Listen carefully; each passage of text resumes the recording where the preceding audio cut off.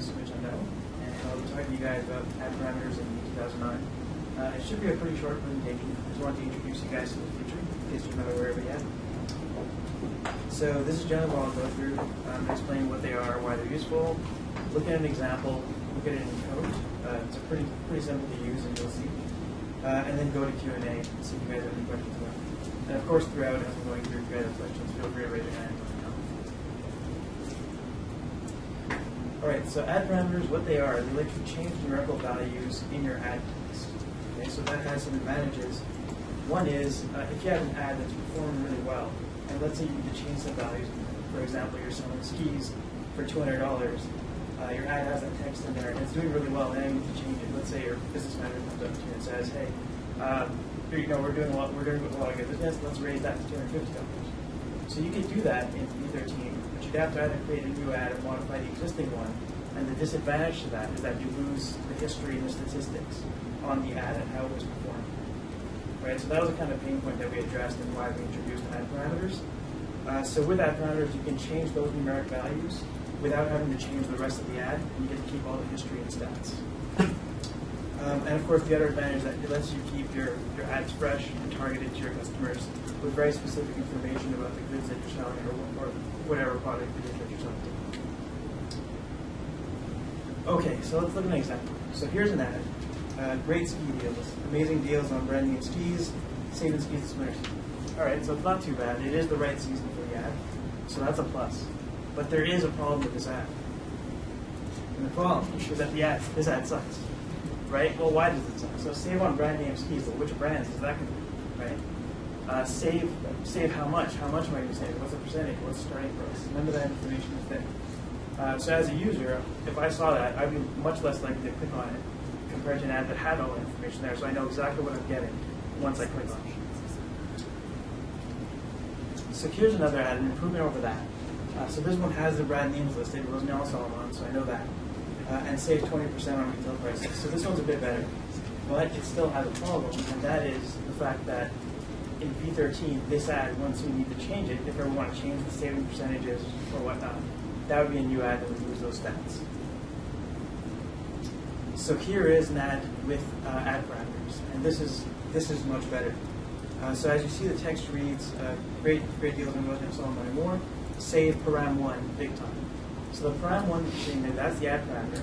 That's the one where we can insert various values, various numeric values, however that changes, without changing the rest of the ad. The thing in the colon next to the param 1, that's the default text. So in case this ad gets triggered and you don't have an ad time set on it, then it'll just show that text instead.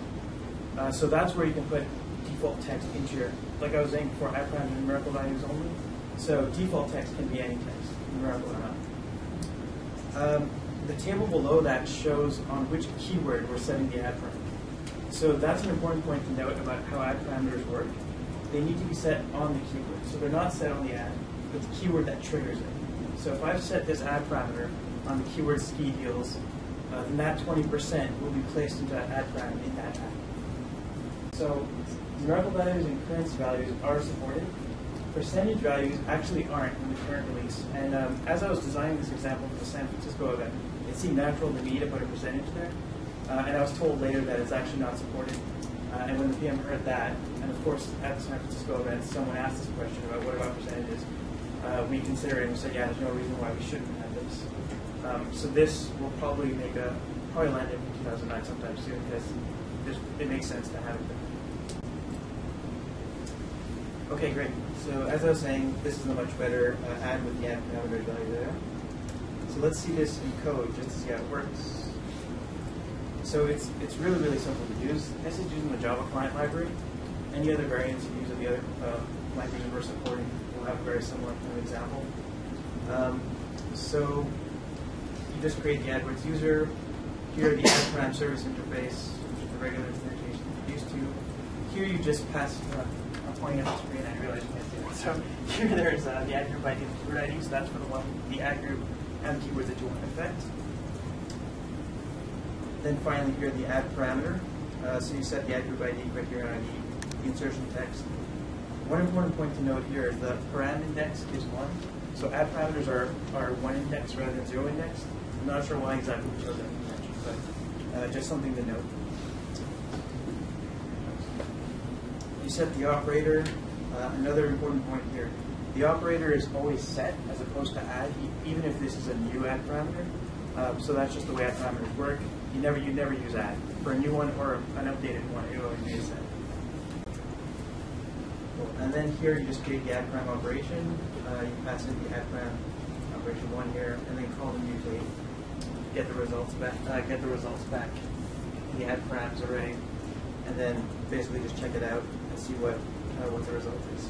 So really straightforward to use. Any questions about that?